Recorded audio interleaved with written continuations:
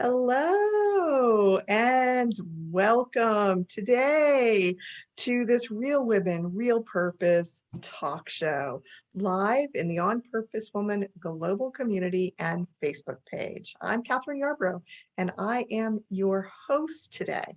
I'm one of the two hosts for this Real Women, Real Purpose talk show. I'm also the global facilitator of the On Purpose Woman global community and the creator of the Manifesting Clients Academy.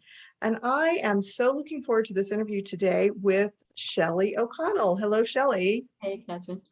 We're going to be talking about some stuff that's hopefully going to be a little fun and possibly a little tough for some of us, maybe, because we're going to talk about the flirting truth, what patriarchy doesn't want you to know. And we're going to combine that with a discussion about what's going on with the abortion laws in Texas, because on September 1st, there was some stuff that happened. It went to the Supreme Court. The Supreme Court said, we're going to ignore this. So there's this new law that is making it tough for women to have the right to choose what they do with their bodies. And I have feelings about that. And I know Shelly has her perspective that she wants to share with us. So I've known Shelly for a long time, and she is wonderful. She is a flirting coach for women, and she coaches women to reframe flirting as a form of play. And we can use flirting and her approach in order to deconstruct the patriarchal bullshit on how it limits us as women, limits us women. And so Shelly is an expert flirt. So she may twinkle her eyes at you a little bit. We'll see. And she's written a book. And I love her book. Shelly, will you show us your book before we get into this? It is. Yes, I thank you. It's called Finding Your Flirt. Yes, Finding Your Flirt. It's for single women and married women, anybody who wants to add some play and flirt in your life. I have read it and I thought it was great fun, and it got me some playful interactions the next day after I read it. So I need to pick it up again and read it again and see how much more play and then I can get into my life. So anyway, we are here today to talk about some interesting things and some tough stuff. So please, please, please share your comments below as you hear us talking about flirting and the patriarchy and what's happening in Texas. Share your comments, share your questions, share your thoughts, whether you agree with us or disagree. All opinions are welcome and we will respect them as long as you talk with respect, right? I mean, because I don't want to let any mean person on here saying nasty things to us. I will delete those things, hide those things, but I don't think anyone would do that. All right, so let's jump into this, Shelly. What is it that the patriarchy doesn't want us to know about flirting? Well, first, let me say thank you, Catherine, for being here. I enjoy always being with you. And really the truth kind of about flirting goes hand in hand with everything the patriarchy wants to do with women. And the patriarchy, which is really just a front for toxic masculinity and no accountability, toxic masculinity and no accountability for men, tends to most oftentimes put the onus for everything on women. And so what they'll do is things like create ludicrous, outrageous rules, and in the instance of Texas, laws to try to regulate what they believe they have a right to regulate, which is women in any way.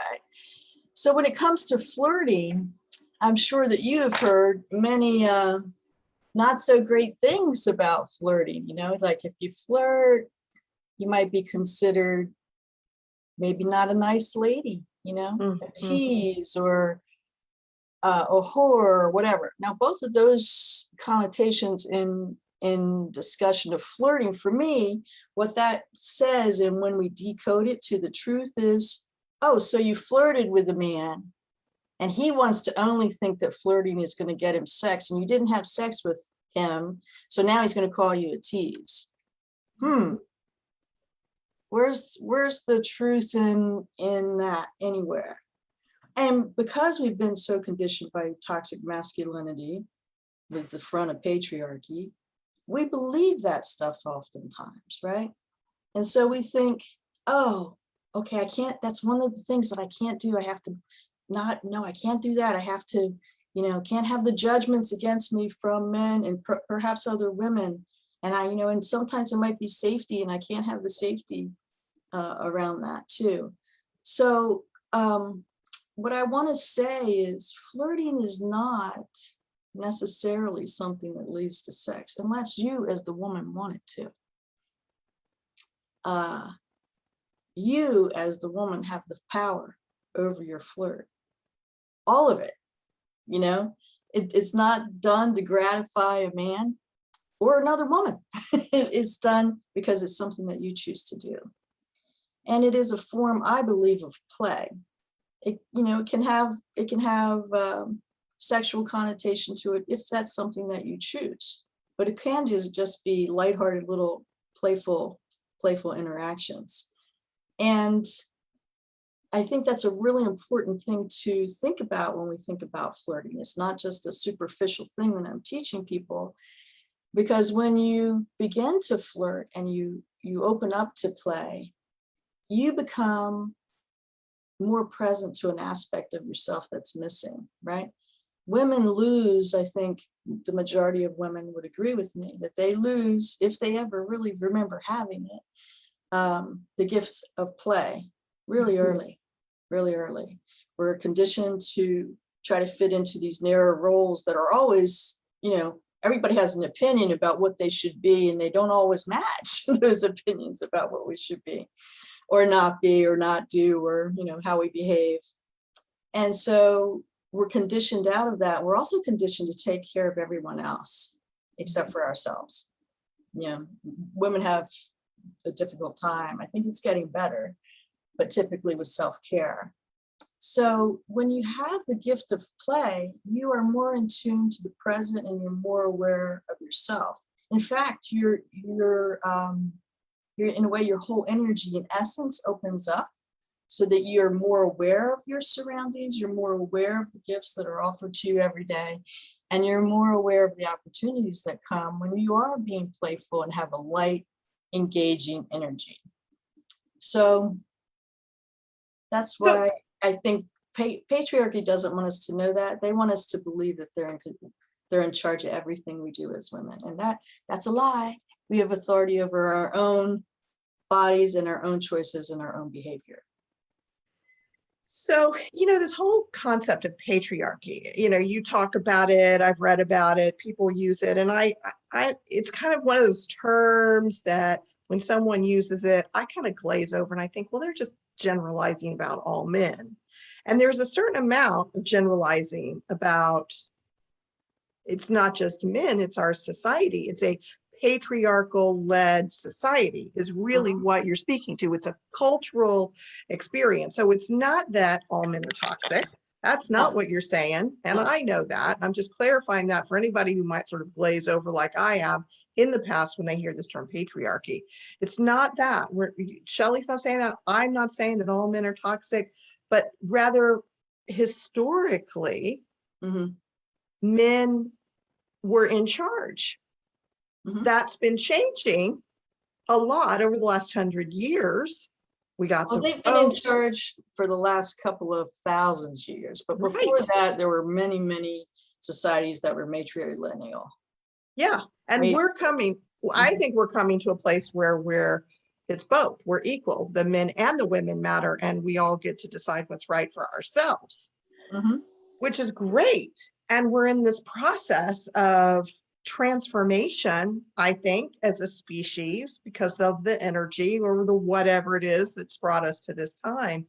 And it's opened up this path for you to share your perspective about flirting, to become and be a flirting coach for women so that they can reclaim their ability to play as an adult, because flirting is an adult form of play. And obviously little kids flirt too in their own way, but it's different. So that's all really cool that that's happening. And the stuff that's going on in Texas, Jenny Robertson, the person in charge of the On Purpose Woman Global Community, the other host here, and I were talking about it, and she was speaking to it and saying something to the effect, and I agree with this, that it's potentially one of the last hoorahs, or I'm renaming what word she is, but this urge for men to want to reclaim their power, because they've had, white men in particular, that's what they've had for years, and so they're still wanting to control women. And I don't know, what are your thoughts about that, about what's happening right now? I 100% agree. I think what we're witnessing are the death throes of patriarchy. Yay! Let me just say, it's about time. But what I think is, my background is in crisis intervention prior to becoming, coach and these types of things and becoming a flirting coach. I worked with women and children and did advocacy for them. I was the program director for rape crisis, and I was a case manager before that for domestic violence. And one of the things that's interesting that I kind of, I got out of those fields because I felt like while there was a lot of good that was being done, I didn't feel like we were addressing the main issues, because that we were helping the women and children, which was necessary. But there's really not much accountability for men. There's some stuff out there that's mandated for therapy, but there's really not anything to address the things that are happening. And so I began to think about the issues of power. Mm-hmm. And when you say that, or Jenny was saying, I'm not sure who said that about, this is men's last attempt, especially white men, to regain power. I think traditionally they have misunderstood how power really works. And so because they didn't understand their own authority as a person within themselves and the divine power that we all have, right? If you don't know that, then you try to reach out and control in some other way other people. And this is very predominant with patriarchy. And no, it's not all men. And when I use that, it is a systematic thing, but it is also individual men. And I don't want to take that away. Okay. So no, y'all don't get a pass. Sorry, guys. If you're out there and you're fighting the good fight for women and people of color and other minorities, then we can have a conversation where, we can hear each other. But if you're out there and thinking that the only way that you have power is to regulate women's, or attempt to make ridiculous laws against women about their bodies and what they can and cannot do with them, we're going to have some troubles. Okay. And that trouble arises because you misunderstood power. And when people misunderstand power and they don't have it within themselves, they don't realize that they have it within themselves. That's where I believe the seeds of violence could start, and separation and control and all of those things that are sort of wound up together. And people will say, oh, well, this person, these legislators, they might be controlling, but they're not perpetrating violence. Oh, yes, they are. Yes, they are. And they intend to. But they're getting other people to do it for them by putting bounties of $10,000 on women's head in Texas. So no, yes, they are. Don't take the blinders off. So that's where, and I will tell you, in listening to 911 calls and different trainings and different experiences in person with women, there is a tiny exchange of power and violence. That does happen. It's sort of like, in a way, I hate to use this, but just like predator and prey, there's an exchange. There is an exchange of energy, right? Mm-hmm. The same thing happens in violence with people. The problem with that type of power is, yeah, you may gain a little fleeting power from someone, but it's fleeting. So if you don't understand your own internal power, what happens is you continue to perpetuate that. So you're saying that when a man abuses a woman, they have a sense of power, Yes. that fleeting sense that they get because they don't actually understand the more essential quality of power, of strength, the divine quality that's within all of us.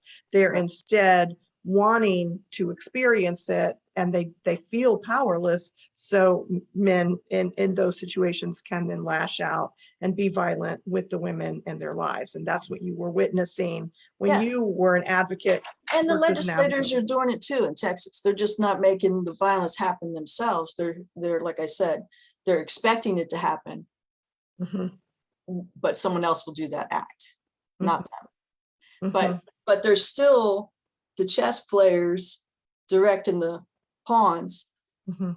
in the power play, right? And I think that's another area where patriarchy has failed, because they've done a very poor job of raising men. Mm. What they have done is raise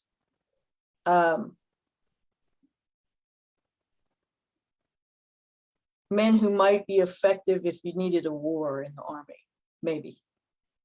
Mm. You know, they haven't done a good job at all, not even a minimally good job, of teaching men how to find that power within themselves, how to honor themselves, the sacredness of a woman. You know, they wouldn't fucking be here if it wasn't for a woman. Because birthing them, Right. you And know? just to say again, for our listeners, this is a generalization because it's not the case with all men. There are some men who have access power. There are many men who know their own strength and potency and power and listen to a woman and respect a woman.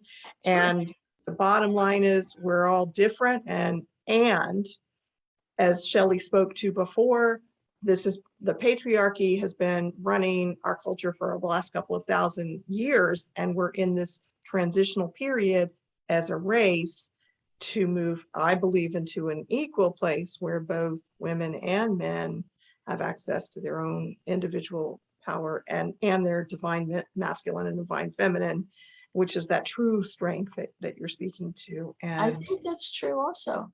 But Mhm. here's what I want to say. If you're triggered by me saying this and you want to respond with, well, whether it's a woman or a man responding with, well, gee, it's not all men, then I would say dig deeper. Oh, so I'm responding in that way. So you want me to dig deeper? I think that you're responding in a way because you know that there are people who have said that when the U2 movement was out. Oh, not all men are like that. Oh, not all men are like that. So what I'm saying is that's true. We all know that. But let's not give everybody a pass just because that's deflection.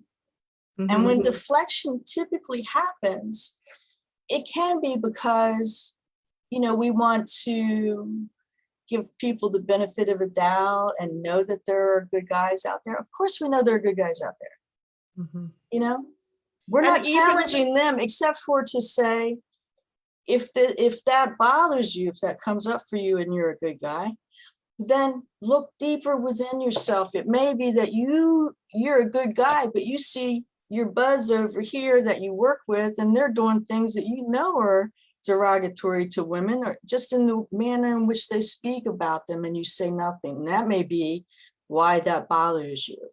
So I'm saying, challenge yourself to look deeper. If you say, we know it's not all men, and that's your first response to anything that someone's talking about with toxic masculinity, Texas, patriarchy, yes, look deeper, because there's more there, I believe. So, yeah, I mean, it's interesting. It's interesting because, you know, I haven't read the arguments in Texas as to why they passed this law. And my guess is that it's conservatives, religious conservative type people. That's my understanding, or those are the most of the people who want to say women shouldn't have abortions. And my understanding of the laws, they're able to do it up to 6 weeks after their last menstrual cycle, which doesn't give women a lot of time to even realize that they're pregnant, which is part of the problem with this new law that's been passed. And so, people believe that they're killing a child. I get that side of things. And I think that I think this, like many issues, are complicated. There's not one right answer. And I believe that it's not up to anybody but the woman to decide what they're going to do with their body. And there is a young life there. So I get the complication of this decision. I mean, how do we as a species look at both sides of this? Well, I agree with you to a point, but here's what I will say. In most instances, the very people who are saying, oh, it's a child's life, we can't this and that. Yeah, okay, I hear you. And you want to regulate and dictate to that woman, any particular woman who's thinking of this, what she can and can't do based on what you believe. Mhm. And they may be conservative people, they may not. It's hard to say. I don't, I've heard different things. However, if you are someone that is doing that, are you also someone who is supporting single mothers? Mhm. Are you for giving them money to help them with their children until they're raised to 18? Are you that person? Are you willing to put money forward so the mother can have training and education to have a good job so she can support her family? And daycare No, while all that's going on. all of those things. Oh, no. Maybe this isn't so much about the unborn child. That's what I'm saying. I think that you got to, whatever side you're on, you got to take it deeper, really deeper, and see where you're going. Because whenever we're trying to regulate someone else's life based on our own judgment, there's always a slippery slope. And we do need to examine ourselves farther and deeper. And to not do that is just jumping on a bandwagon with no discernment and very little thought, in my opinion, given to the depth and scope of what you're really asking here. And in my opinion, this law is not about unborn children. It's about controlling women, straightforward, 100%. Mhm. And Yeah. that's what they say to shore it up. Yeah. And it's interesting because I mean, and I couldn't know this. I can't know this because it's just so beyond what my world is like.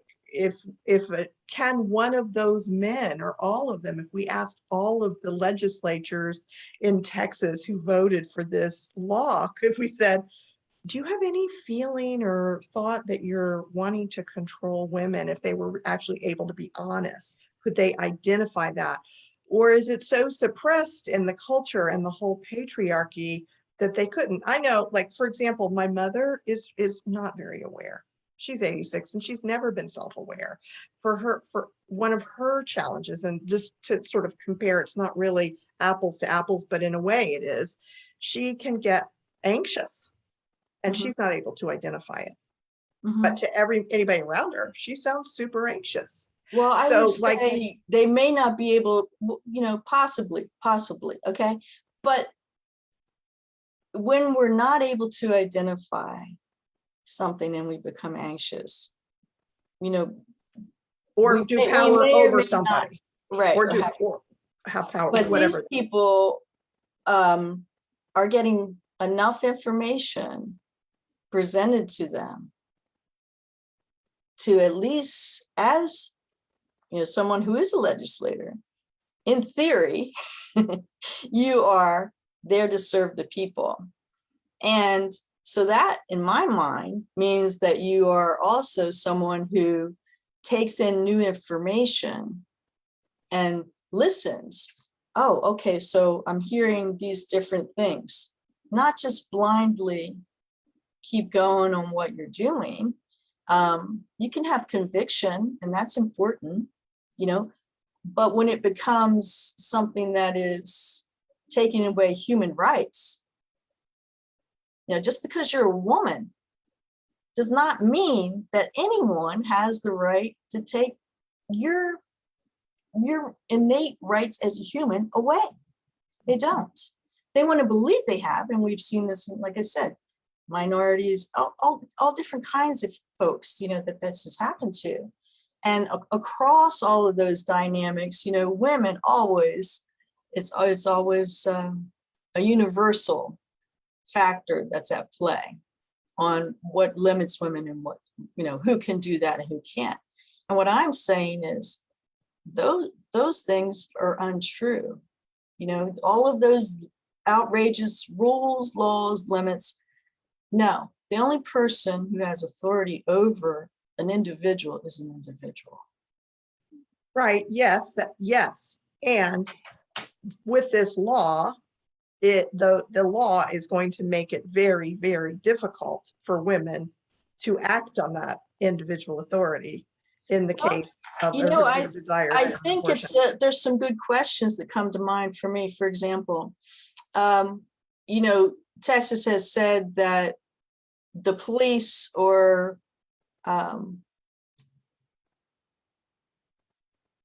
medical people are not going to enforce the $10,000 turning a woman in if she has an abortion.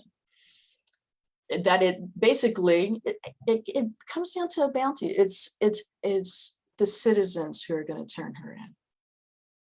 Right. So really, you know, it's similar to a sort of witch hunt in a way. I know. Because you're putting it out there. Okay, so if the individuals are doing this, who's paying the money?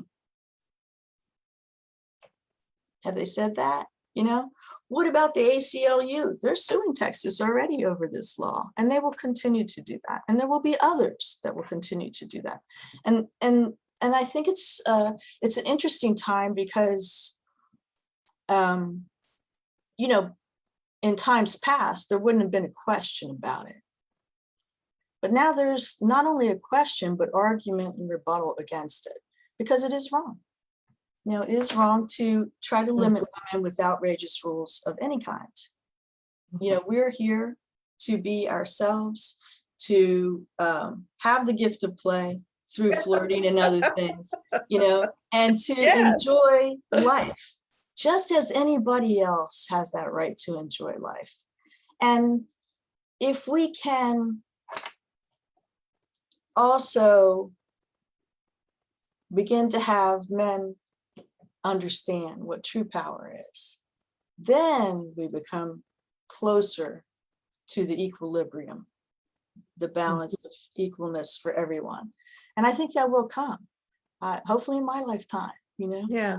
And both women and men. Yes, accessing. Of all colors, of all gender identifications, everything, all sexual identification, everything.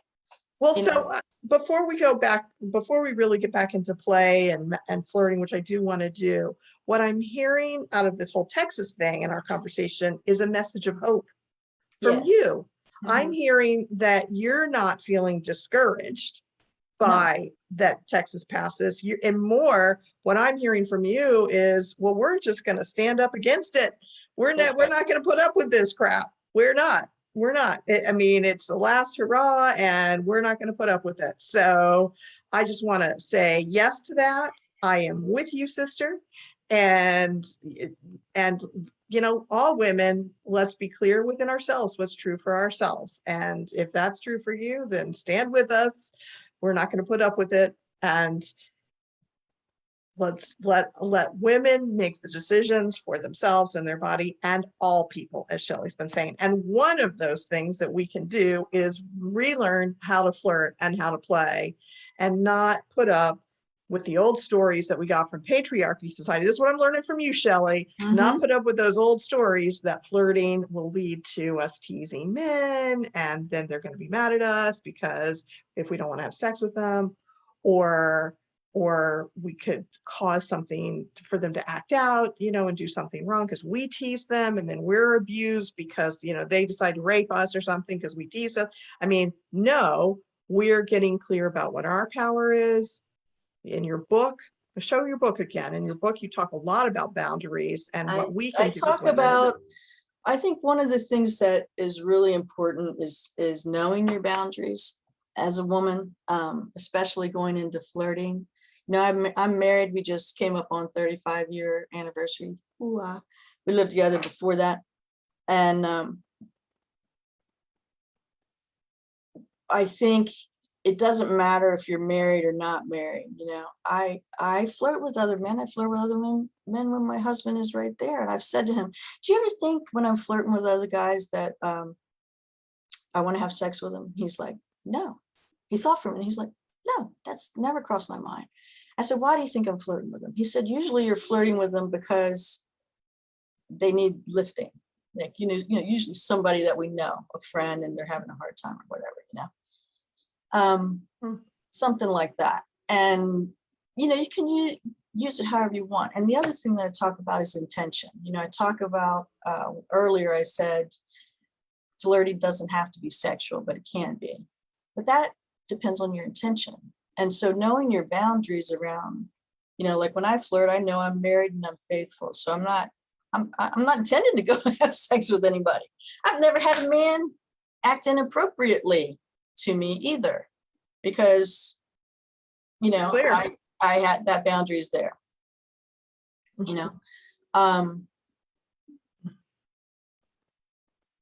So those two things I think are really, really important. And in the book, they're pretty close to the front, if not the first chapter, just so that you have that understanding. And I think what happens is, because we haven't been taught about those things, and we haven't been taught that we have the power, we get into a situation sometimes, and flirting happens, and then we're unsure because we're like, oh, well, I don't know if I should go home with this guy. What's happening here? I mean, I've had women tell me that, and I'm like, oh no, well, girl, let's reel it in. What's your boundary? Is that something that you wanted to do? And if so, what about are you going to have safe sex? Have you thought about that? And STDs? Have you thought about pregnancy? Do you want to be pregnant or not? Are you in Texas?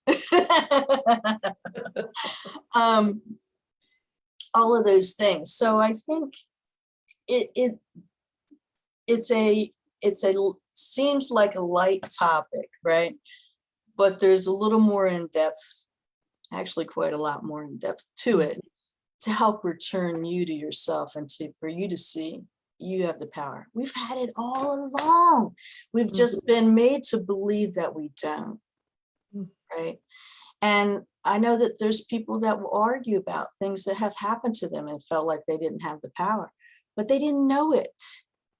They didn't know it at the time. They were playing by patriarchy's rules. Those are going out the window, ladies, And let me just say to the men out there in patriarchy,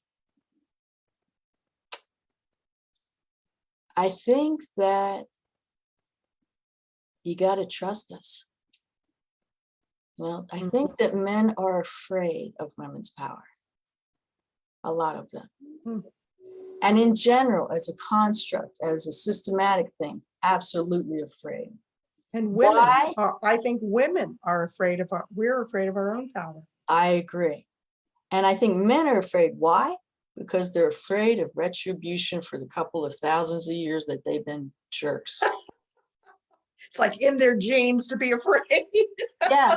Rocking in their boots. And I mean, the ones that have that big fears, they've probably been inappropriate in ways too and thought it was all right, that they get a free pass on that. And they've been getting free passes, but guess what? That's not the case anymore, fellas. So you might want to just find out about your power and get on board with women's power. And for the women that don't know you have power and that you're afraid of it, here's some help right here. Yes, yes, And yes. it's a way to approach it that gives you more a sense of yourself. And I try to do it in a fun, engaging way, and you don't feel like you have to change who you are. You're just owning more of who you are and claiming your power and recognizing, to heck on, I didn't realize. But when you start doing and the things that I suggest, and I give you a little exercise in every chapter to try, you begin to see what I mean. Because the energy about you changes, your life will begin to shift. And if you're using the exercises and doing the things I tell you regularly, and opportunities and things are going to come to you that they didn't before, And if you're looking for a relationship, that would be in your boundary and in your intention list, and it will come. So how can people get your book, Shelly? You can get it on my website. You can find out all about, I do flirting coaching for women on there too, individual coaching. There's a bunch of different kinds of ways that I do it. So you can go there. So it's www.shellyoconnell.com. Cool. And the link is in the description here. Whether you're watching this live or in the replay, you can scroll down and see it and click right away if you're not sure how to spell it, even though we can see Shelly O'Connell. So cool. Right. Yeah, ShellyO'Connell.com. Go get her book. Check out her coaching. And you can schedule a consultation with me. That's a free 30-minute thing, and we'll just see where you are and what you're thinking, and if it's a good fit, and what if you want to have coaching, if that's something that comes out of the consultation, then what might work for you, the full package. Maybe you just need to brush up on your skills. You're a little rusty, just got single. Or maybe you feel like you've never had them and you need more in depth. I have a full program, or we can make a custom program to what you need. Yeah, I can imagine after this conversation, somebody might be interested in reclaiming their power through flirting. So not just play and power. It's Play, subtle. power. I can't stop part of who I am. I started this, wrote this book because of a friend of mine who was single, didn't want to be. We were at a women's conference, and I talk about that in the book too. And she said, what is going on with you? Men are always, and she's been with me other places. I'm like, yeah, men just love me. But I think men respond to me because I like to play, and they can sense that playful energy. And so she asked me to help her how to remember how to flirt. She used to flirt years and years and years ago. And so we did that. And as a result of that, and some other women asking me questions during that conference, I said, I should start teaching classes. And I came home and I started writing a book instead. And since then, it took me, I put it down, life took over.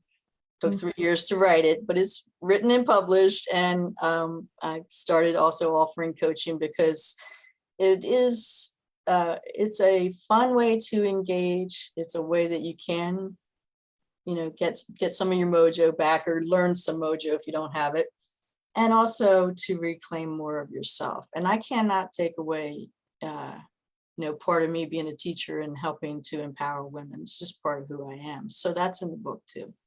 Well, I love the book. I highly recommend it for any women. I read it and I thought, gosh, I think every single woman could benefit from this book. I really thought an easy read. It took me about an hour to read. Thank you. It'll probably take me a few years to implement on a regular basis, but I can be a slow learner about things. Yep. Stubborn, but yeah. So folks, if you're watching this live or the replay, please share your comments or questions. Shelly and I will be checking back on a regular basis. Not seeing anything yet from anybody, but gosh, lots of good stuff here, Shelly. Before I wrap up and close this out, is there anything last thing you want to say or add?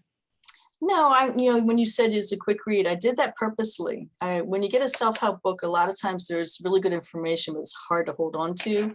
So I wanted to make it just enough and really small information, and then exercises. And I've had several friends who've read it, and they said same thing, read it straight through in like an hour or less, or a little bit more. But then they're going back and doing the exercises, and putting them into play. And so that takes longer. So, you know, you come to it however you come to it. But this is a way that you can kind of work on yourself and have some fun and regain play into your life and more of you and your power. Please. Yes, yes, and help us with the releasing of the control of the old toxic masculinity and patriarchy, and let's reclaim ourselves and our power. So thank you very much, Shelly, for this Thank you. fun conversation, interesting conversation, stimulating conversation. And thank you everyone for joining us for this Real Women, Real Purpose talk show live in the On Purpose Woman Global Community and On Purpose Woman Magazine and Global Community Facebook page. I'll be back on Monday in a week, September 20th, and Jenny Robertson will be interviewing me. We're going to be talking about my book, Keep Moving Forward, a guide for the On Purpose solopreneur. There's a list of all of our Real Women, Real Purpose talk show topics in the September-October issue of the On Purpose Woman magazine. Go to onpurposewomanmagazine.com to check it out. And if you love this interview, please share it with your friends. You can find it and all of the replays of our interviews in YouTube. We have a YouTube channel, On Purpose Woman Global Community. So go to On Purpose Woman Global Community, go to YouTube, type in On Purpose Woman Global Community, and be sure to subscribe so you get notified when we update with a new awesome interview like this one with Shelly O'Connell. See you next time. I'll be back on Thank you, Catherine. It was so great. Monday.